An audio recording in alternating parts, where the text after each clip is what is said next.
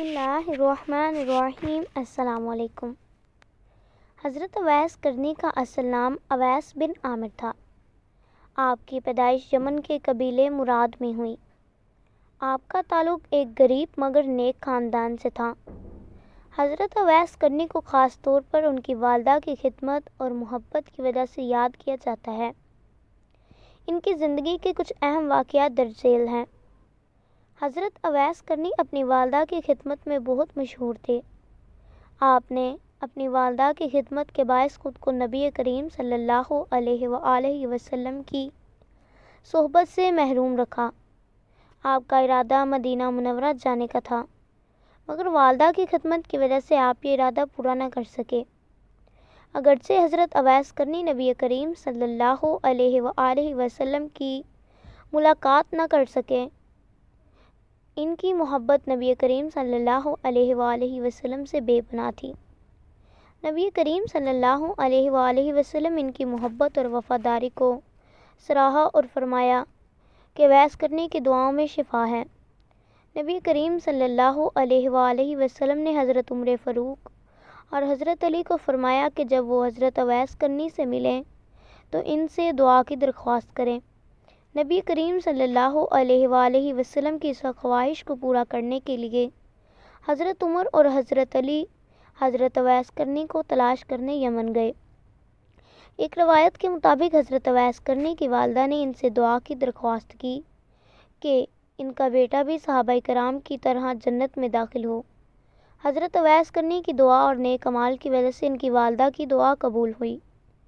حضرت اویس کرنی کی زندگی ہمیں والدین کی خدمت، نیکی اور اخلاص کا درس دیتی ہے۔ آپ کی سادگی اور توکل کی مثالیں مسلمانوں کے لیے مشعل راہ ہیں۔ حضرت اویس کرنی کی زندگی بہت سادہ، نیک اور والدین کی خدمت کے جذبے سے بھرپور تھی۔ ان کی زندگی کے چند نمایاں واقعات درج ذیل ہیں۔ حضرت اویس کرنی رضی اللہ تعالیٰ عنہ اپنی والدہ کی خدمت کے لیے مشہور تھے۔ ان کی والدہ ضعیف اور بیمار تھیں اور حضرت اویس رضی اللہ تعالیٰ عنہ نے اپنی پوری زندگی ان کی خدمت میں گزار دی۔ ان کی والدہ کی محبت اور خدمت ان کی زندگی کا بنیادی مقصد تھا۔ حضرت اویس کرنی رضی اللہ تعالیٰ عنہ نے نبی کریم صلی اللہ علیہ وآلہ وسلم سے بے پناہ محبت کی۔ اگرچہ وہ نبی کریم صلی اللہ علیہ وآلہ وسلم کی زندگی میں ان سے مل نہیں سکے، لیکن ان کی محبت اور احترام کا یہ عالم تھا کہ انہوں نے اپنی والدہ کی اجازت سے ایک دفعہ مدینہ جانے کا ارادہ کیا تھا۔ جب وہ مدینہ پہنچے تو نبی کریم صلی اللہ علیہ وآلہ وسلم غزوہ تبوک میں گئے ہوئے تھے۔ حضرت اویس اپنی والدہ کی خدمت میں واپس لوٹ آئے۔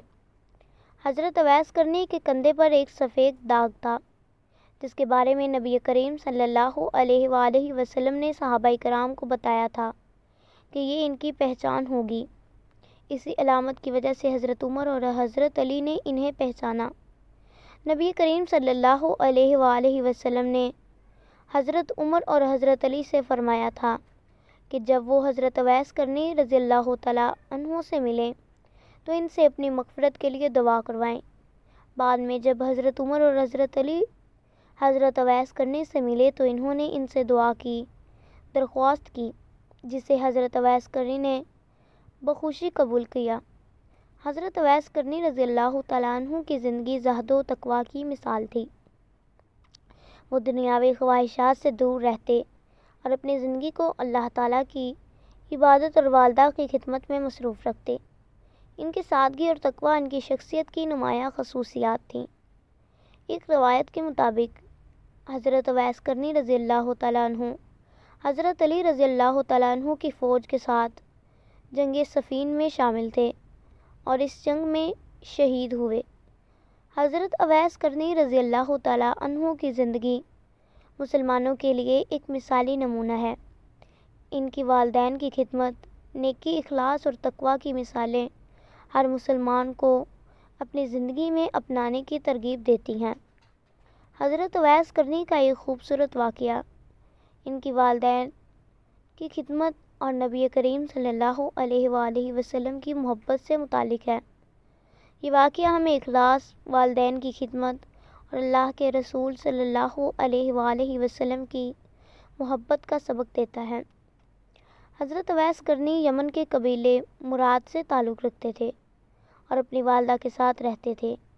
ان کی والدہ بہت بوڑھی اور بیمار تھیں اور حضرت اویس کرنی رضی اللہ تعالیٰ عنہ ان کی خدمت میں ہمیشہ مصروف رہتے تھے۔ ان کی والدہ کی خدمت اور محبت ان کی زندگی کا ہی مقصد تھا۔ حضرت اویس کرنی رضی اللہ تعالیٰ عنہ نے نبی کریم صلی اللہ علیہ وآلہ وسلم سے بے پناہ محبت کرتے تھے اور ان سے ملنے کی شدید خواہش رکھتے تھے۔ ایک مرتبہ انہوں نے اپنی والدہ سے اجازت طلب کی کہ وہ مدینہ منورہ جا کر نبی کریم صلی اللہ علیہ وآلہ وسلم کی زیارت کریں۔ ان کی والدہ نے انہیں اجازت دے دی مگر یہ شرط رکھی کہ وہ جلد واپس آ جائیں۔ حضرت اویس کرنی مدینہ منورہ پہنچے مگر نبی کریم صلی اللہ علیہ وآلہ وسلم اس وقت مدینے میں موجود نہ تھے کیونکہ وہ غزوہ تبوک کے لیے گئے ہوئے تھے۔ حضرت اویس کرنی کو والدہ کی خدمت کی جلدی تھی، اس لیے انہوں نے نبی کریم صلی اللہ علیہ وآلہ وسلم سے ملاقات کیے بغیر واپس یمن لوٹنے کا فیصلہ کیا۔ جب نبی کریم صلی اللہ علیہ وآلہ وسلم واپس مدینہ منورہ آئے تو انہوں نے فرمایا، یمن سے اویس نامی شخص آئے گا جس کے کندھے پر سفید داغ ہوگا۔ اس کی والدہ بیمار ہے اور وہ اس کی خدمت میں مشغول ہے۔ اگر تم اس سے ملو تو اس سے دعا کی درخواست کرنا۔ بعد میں حضرت عمر فاروق رضی اللہ تعالیٰ عنہ اور حضرت علی رضی اللہ تعالیٰ عنہ کو نبی کریم صلی اللہ علیہ وآلہ وسلم کی یہ پیشگوئی یاد تھی۔ جب حضرت عمر فاروق خلیفہ بنے تو انہوں نے حج کے دوران حضرت اویس کرنی کو تلاش کیا۔ ایک موقع پر حضرت اویس کرنی حج کے لیے مکہ مکرمہ آئے۔ حضرت عمر اور حضرت علی نے انہیں تلاش کر کے پہچان لیا اور نبی کریم صلی اللہ علیہ وآلہ وسلم کی ہدایت کے مطابق ان سے دعا کی اور درخواست کی۔ حضرت اویس کرنی نے ان کے لیے دعا کی اور ان کی دعاؤں کی قبولیت کی شہرت بھی اسی واقعے سے پھیل گئی۔ حضرت عمر رضی اللہ تعالیٰ عنہ اور حضرت علی رضی اللہ تعالیٰ عنہ کو حضرت اویس کی دعا کی برکتوں کا یقین ہو گیا۔ یہ واقعہ ہمیں اخلاص، والدین کی خدمت اور نبی کریم صلی اللہ علیہ وآلہ وسلم کی محبت کا سبق دیتا ہے۔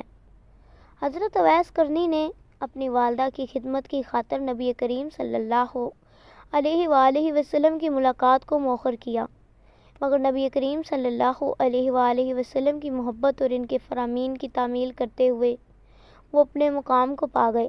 یہ واقعہ مسلمانوں کے لیے ایک عظیم مثال ہے کہ والدین کی خدمت اور نیک نیتی اللہ کے نزدیک کس قدر محبوب ہیں۔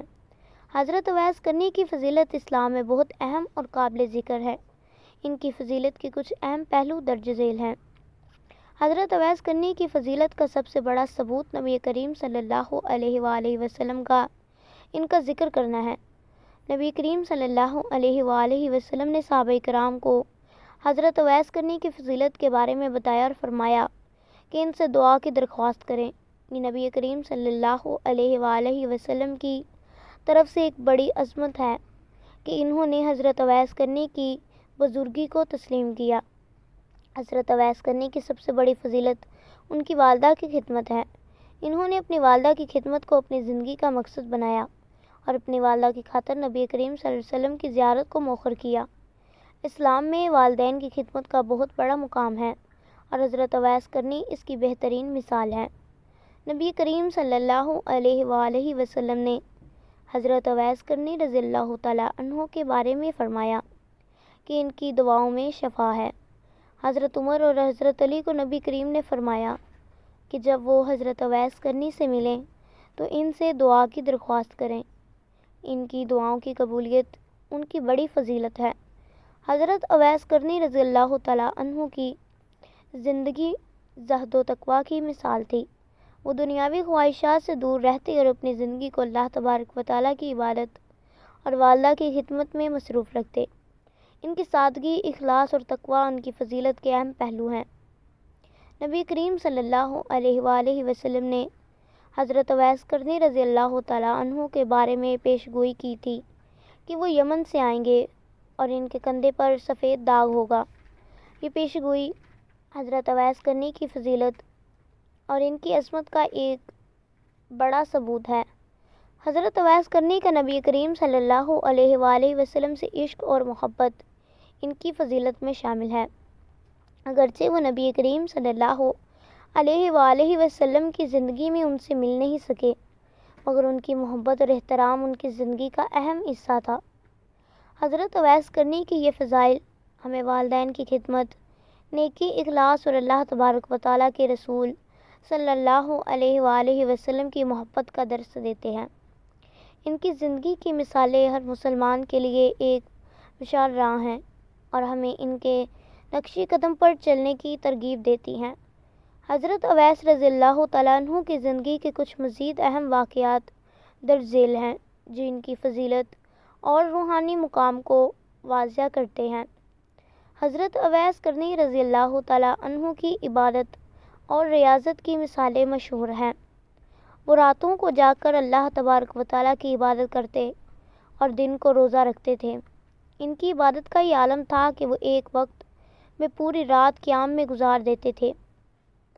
جب حضرت عمر رضی اللہ تعالیٰ عنہ اور حضرت علی رضی اللہ تعالیٰ عنہ نے نبی کریم صلی اللہ علیہ وآلہ وسلم کی پیش گوئی کے مطابق حضرت اویس کرنی کو حج کے موقع پر پایا تو انہوں نے ان سے اپنی مغفرت کی دعا کی درخواست کی۔ حضرت اویس نے ان کے لیے دعا کی اور ان کی دعا کی قبولیت کی برکتوں کا مشاہدہ کیا۔ حضرت اویس کرنی کی سادگی اور دنیا سے بے رغبتی کا واقعہ بہت مشہور ہے۔ ان کے پاس دنیاوی مال و متاع نہیں تھا، لیکن ان کے دل میں اللہ تبارک و تعالیٰ کی محبت اور خوف کا خزانہ تھا۔ انہوں نے کبھی دنیاوی آسائشوں کی طلب نہیں کی اور ہمیشہ ایک سادہ زندگی گزاری ہے۔ ایک روایت کے مطابق حضرت اویس کرنی رضی اللہ تعالیٰ عنہ نے حضرت علی رضی اللہ تعالیٰ عنہ کی فوج میں شمولیت اختیار کی اور جنگ صفین میں حصہ لیا۔